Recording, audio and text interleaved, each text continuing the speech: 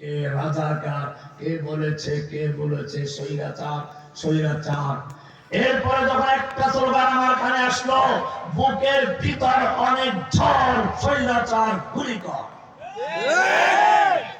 তখনই বুঝেছিলাম এই তরুণদের জয় স্লোগানকে কেউ দমিয়ে রাখতে পারবে না।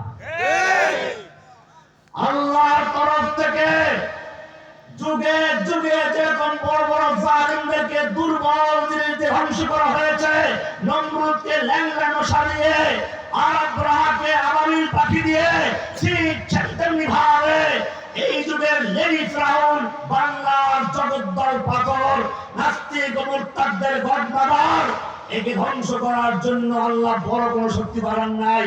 স্কুল কলেজ মাদ্রাসার ছোট ছোট বাচ্চাদেরকে আবাবিলের মতো ঝাঁকে ঝাঁকে বানিয়ে দিয়েছে।